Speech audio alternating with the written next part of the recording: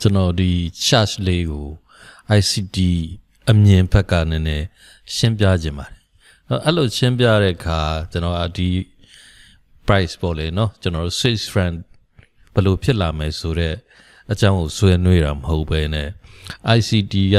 ဒီ resistance တို့ဘာလို့ဘယ်လိုမျိုးယူဆချက်ရှိလေပေါ့เนาะဘုဒ္ဓတာရအောင်ပေါ့ဗျာเนาะတွေ့ကြုံနေတဲ့လူတွေအတွက်ကျွန်တော်အဲ့ဒါလေးရှင်းပြပေးပါဒီတော့ ICT နည်းစနစ်မှာဒီ resistance တို့ support တို့က PDA တွေပါเนาะပုံမှန်ကျွန်တော်တို့ price action မှာပါတဲ့ support resistance နဲ့မတူပဲသူကတခြားဒီ price action လေးတွေကိုပါ resistance support နေရာဖြစ်ထည့်သွင်းစဉ်းစားလိုက်ရှိပါတယ်ဥပမာဒီမှာဆိုတော့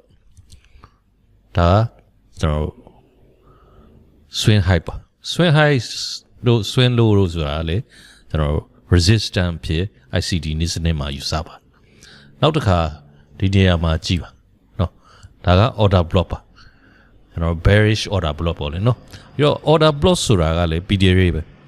ဒီတော့ PDA ဆိုတာဒီနေရာမှာကျွန်တော် premium array ပေါ့လေเนาะ price တက်လာရင်သူ့ကိုရှေ့ဆက်မတက်အောင်ကာကွယ်မဲ့နေရာတစ်ခုပေါ့လေเนาะနောက်တစ်ခုကဒီမှာဟိုရှိပါတယ်ကျွန်တော်တို့ရဲ့ Fed value gap ပေါ့လေเนาะ Fed value gap ကလည်းအရေးကြီးတဲ့ PDA တွေပါ price တက်လာရင်သူ့ကိုတွန်းလှန်ပြီးတော့ဟိုအောက်ကိုဖိချမယ်နေရာပေါ့လေเนาะဒီနေရာဘာလို့ဆိုတော့ဒီကောင်က premium rate ဖြစ်နေတာပေါ့เนาะတကယ်တမ်းလည်း price တက်လာတဲ့ခါသူဒီနေရာကတွန်းထုတ်ပြီးတော့ price ကိုအောက်ကိုမောင်းရှာခဲ့တယ်ပေါ့လေเนาะဒီတော့ဒီ Fed value gap ကအဲ့လိုမောင်းရှာခဲ့တယ်ဆိုပေမဲ့ price ကအောက်ကိုအရင်ကြီးကျမသွားဘူးเนาะပြီးတော့အဲ့တော့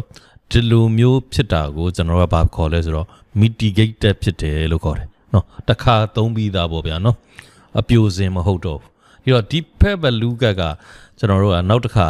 Fed value gap အဖြစ်မယူဆတော့ဘူးเนาะ mitigated ဖြစ်ပြီးသားသုံးပြီးသားဆိုရင်ဒါနောက်တစ်ခါကျွန်တော်တို့ Fed value gap ဒီ premium rate ဖြစ်မယူဆတော့ဒီတော့ price ကအပေါ်ကိုတက်လာတဲ့အခါသူကအောက်ကိုတွန်းချဖို့ power မရှိတော့ဘူးလို့ယူဆတယ်เนาะဒီတော့ဒီ price ကအပေါ်ကိုတက်လာပါတယ်တက်လာတဲ့အခါဘာပါလာလဲဆိုတော့ Fed value gap ပါလာတာပေါ့လေเนาะဒါ Fed value gap ပါတယ်ဆိုတော့ဟိုကျွန်တော်တို့ momentum တွေပါတယ်ကောင်းတယ်ပေါ့လေเนาะရှေ့ဆက်တက်ဖို့အလားအလာများပါတယ်ဒီတော့ဒီ Fed value gap ကိုဖွဲ့စည်းတဲ့အခါဒီမှာcandle ရှိပါတော့เนาะဒီ candle ကကျွန်တော် respect can ဖြစ်တဲ့ candle ပေါ့လေเนาะဒီ Fed value gap ကိုဒီရှေ့က Fed value gap ကို respect ဖြစ်လို့ဆင်းလာတယ်လို့ကျွန်တော်တို့ယူဆလို့မရတော့ဘူးဘာလို့ဆိုတော့ဒီ Fed value gap ကသုံးပြီးသားဖြစ်နေတယ်ဒါတော့ဘယ် level ကိုဘလို့ PDA ကို respect ဖြစ်ပြီးတော့ဆင်းလာတယ်လို့ကျွန်တော်တို့ယူဆရမလဲဆိုတော့ဒီမှာ swing high ရှိပါတယ်เนาะဒီ swing high ကိုrespect ဖြစ်လို့ကျွန်တော်တို့အောက်ကိုဆင်းလာတယ်လို့ယူဆလို့ရပါတယ်။အဲ့ဒါကြောင့်ဒီမှာ fair value gap ဖြစ်ပါတယ်။နော်ဒီလိုအချိန်မျိုးမှာကျွန်တော်တို့ဒီ fair value gap က discount array ပါ။ discount array ဆိုတာ spot ဆိုတဲ့သဘောမျိုးပေါ့နော်။ဒီတော့ price ကတော့လမ်းခုလက်မှာပေါ့နော်။ဒီမှာ swing high ကကျွန်တော်တို့ဟိုဟာ premium array ပေါ့လေနော်။အကယ်၍ဒီကောင်ကအောက်ကိုဆင်းလာရင်ဒီ Fed value gap က support အဖြစ်ပြုမှုဝင်ပေါ့လေနော်ဒီကနေတွန်းထုတ်မယ်အကယ်ဒီနေရာကိုဒါ price က respect ဖြစ်ရင်ကျွန်တော်တို့နောက်အပေါ်ဘယ် level ထိ price ရောက်သွားနိုင်လဲဆိုတော့ဒီ swing high ထိရောက်သွားနိုင်ပါတယ်နော်ဒီ ICT ရဲ့သဘောတရားပါလေနော် premium discount rate ကိုသွားလိုက် premium rate ကိုသွားလိုက်သွားမယ်အကယ်၍ဒီလိုမျိုး respect မဖြစ်ပြီးတော့ disrespect ဖြစ်ခဲ့ရင်တော့ဘယ်ထိရောက်သွားနိုင်လဲဆိုတော့ဒီမှာ swing low ရှိပါတယ်နော်အနည်းဆုံးဒီ swing low ထိရောက်သွားနိုင်တယ်နော်ဒီကနေ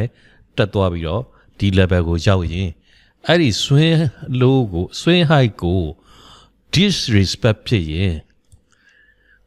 respect ဖြစ်ရင် respect ဖြစ်တယ်ဆိုတာဒါမျိုးကန်တယ်တွေပါတယ်ကို respect ဖြစ်တယ်လို့ခေါ်ပါတယ် swing high ကို respect ဖြစ်ရင်ကျွန်တော်ဒါမျိုးတွေဖြစ်လာမယ်အဲ့တော့သူက အောက်ကိုဆင်းလာမယ်ပေါ့နော်အောက်ကိုဆင်းလာပြီးတော့ဒီနေရာမှာဖွဲ့စည်းဖြစ်ပေါ်တဲ့ကျွန်တော်တို့ရဲ့discount rate တခုကိုရောက်လာနိုင်တယ်ပေါ့ဒီ swing high ကို disrespect ဖြစ်မယ်နော် disrespect ဖြစ်မယ်ဖောက်ထွက်သွားမယ်ဆိုရင်ကျွန်တော်တွေးရမယ်resistance ကဒီ order block ပါဒီ order block ကတားဆီးနိုင်ခြင်းမရှိဘူးဆိုရင်နောက်ထပ် premium rate ကဒီ swing high ပါနော်ဒီ swing high ဒီရောက်သွားမယ်ပေါ့လေနော်ဒီတော့ဒီဗီဒီယိုကကျွန်တော်Swiss franc ဘယ်လိုဖြစ်လာမယ်ဆိုတဲ့အကြောင်းကိုဆွေးနွေးတာမဟုတ်ပဲနဲ့ကျွန်တော်တို့ရဲ့ ICT နည်းစနစ်မှာ PDA တွေဆိုတာပါလဲเนาะသူတို့ရဲ့ function တွေကပါလဲကျွန်တော်တို့ရဲ့ trading ရဲ့သဘောတရားဆိုတာဘယ်လိုရှိလဲဆိုတာကိုဆွေးနွေးပေးတာပါเนาะအကျိုးရှိမယ်လို့ကျွန်တော်ယူဆပါတယ်ကျေးဇူးတင်ပါတယ်